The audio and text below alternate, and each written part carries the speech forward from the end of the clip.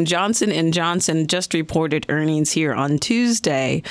This is the dividend aristocrat, the steady Eddie, all around just good company to buy and hold for the long term. And that's ticker symbol JNJ for our listeners there.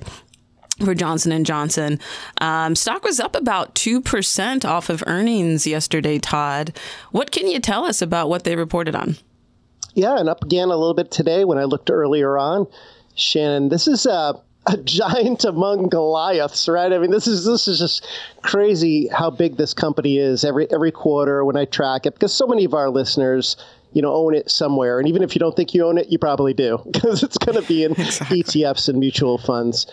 Revenue in the quarter clocked in at $20.3 billion. Yes, that's with a B, billion, $20.3 billion. And that was up 3.6% year over year. For people who are newer to the story, they operate their business in three different segments. They've got a consumer goods segment, they've got a pharmaceuticals segment, and they've got a medical devices segment. But by far, Shannon, it's the pharmaceuticals business that drives the car that is J&J. Yeah, and before we get to the pharmaceutical segment, it's interesting. For those that have been following Johnson & Johnson, everybody's probably familiar on the consumer business side. You're thinking about Band-Aid, you're thinking about Tylenol, and also, too, their really iconic baby care line has really kind of gotten back into the spotlight as of recent. So if you look at over the past few years, their consumer business segment has actually been declining in sales. A little bit earlier this year, may have even been this quarter, the company decided to relaunch their baby care line. And it was really targeting those millennial parents. So getting rid of dyes and ingredients that really many millennial parents just don't want to see, the sulfates also. They also did some repackaging. So it was really interesting. Of the three segments, you actually started to see them turn a corner. And Todd, you mentioned, of the three segments, pharmaceuticals really is the revenue driver for them. But you actually saw on the consumer side sales of $3.4 billion, which were up about 1.8% year over year. Right. And like you said, people aren't going to get overly excited about, 2% growth. But compared to what we've seen in the past, this has been a business that basically just cranks out cash flow every quarter and hasn't been overly exciting when it comes to growth rates. We also saw some strength in the consumer business out of the beauty care products, which I think grew like 4%, something like that, year over year. Medical devices also not a huge growth driver for the company. Matter of fact, their sales in the quarter year over year were relatively flat. That was down. That was because of them getting out of some diabetes businesses last year. Those sales clocked in about $6.6 billion. So you've got medical devices giving you $6.6 billion. You've got consumer giving you $3.4 billion. That leaves you about $10 billion more, which of course comes from the pharmaceutical side of the business. Yeah, so really focus here is on the pharmaceutical side, also known as Janssen. So really we're able to now, pharmaceuticals is about 50% of revenue for the company. And two, what's so interesting, and I know we'll get into this a little bit more, is one of the bigger concerns has been with J&J's drug Remicade. You started to see some big numbers happen with the biosimilar Inflectra that was released earlier, and now you're starting to see the impact of that. But on the flip side of that, they actually had some good positive news in their oncology portfolio. Right. Remicade is kind of the big question mark for investors currently because, again, like you said, Pfizer launched out their biosimilar, I think, back in 2017. And, of course, Johnson & Johnson, in a bid to keep their market share, has cut their prices on Remicade. And I want to say that during the conference call, J&J's management said that those price cuts have allowed it to maintain about 93% market share when it comes to volume. So yes, they're the dominant, they're providing a lot more in terms of volume that you might expect versus having this new biosimilar on the market, but it did take a toll on sales. Sales fell 16% year over year.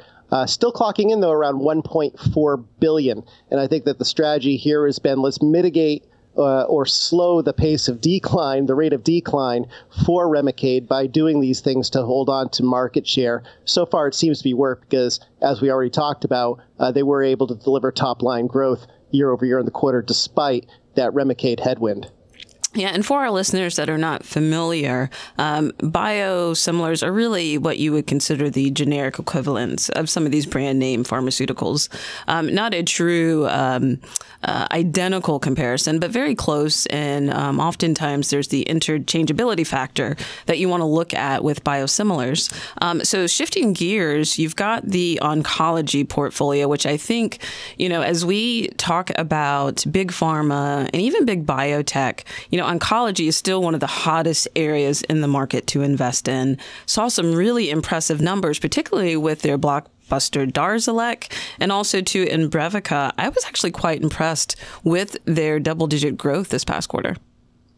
Yeah, I think what's really something that investors have to pay attention to with J&J is the oncology franchise. I mean, yes, they're involved. They've got some great drugs that treat central nervous system disorders. That Stelara has been, growing its sales by double digits following a label expansion to include its use in Crohn's disease patients.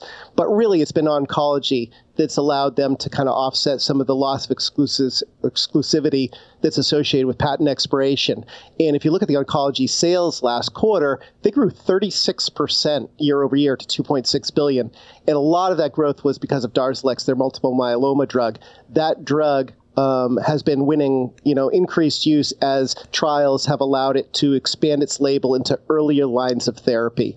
And, obviously, the earlier that it gets used in therapy, the larger addressable patient population and the greater potential to turn the increasing use into revenue growth. I think they did $498 million, so that gives it almost a $2 billion run rate last quarter, and that was up 57% year over year. And then you mentioned Imbrevica, and you mentioned, I think you might have also mentioned Zytiga. Those are the other two that you really have to watch here in cancer. Imbrevica, which is a blood cancer drug, sales there grew 38% to about $700 million. So again, $2.8 billion run rate. And Zytiga, which is their top-selling prostate cancer drug, and we should talk about Zytiga later on when we talk about patent risks. But Zytiga, sales grew 43% year over year to almost $1 billion, $958 million in the quarter. So you're talking about almost a $4 billion drug there. Yeah, absolutely fascinating. Really impressive growth all across the board for the pharmaceutical segment. Looking ahead, though, there are a few key areas that I think investors do need to be mindful of when it comes to J&J. Great quarter. Love to see the growth that's happening, but there are actually some key decisions coming up. One being a potentially new product for depression. Todd, what can you tell us about that? Yeah, it's a nasal spray. It's esketamine. They did 5 phase 3 trials. I think three were good. 2 really weren't great on the primary endpoint. But I think that it has a good shot at getting approved, and that could be a 9-figure drug for the company. So hundreds of millions of dollars in potential sales revenue there.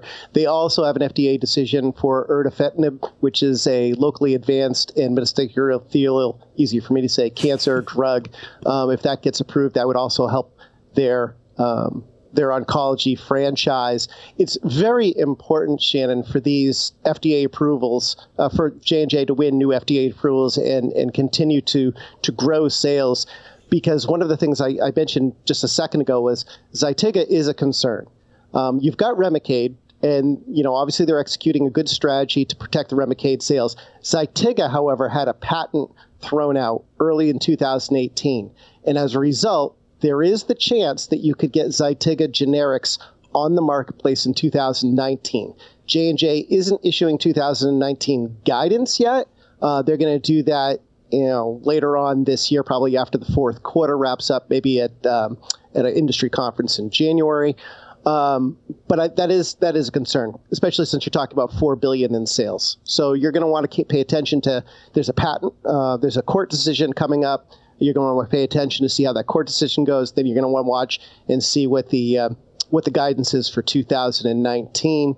You'll also want to keep an eye on what happens with Xarelto. Now, Xarelto is an interesting drug. It's a blood thinner. It's very heavily used, but the sales have kind of flattened out. Last quarter, they were $612 million, down about 4%. There's a lot of competition that's emerged in this area.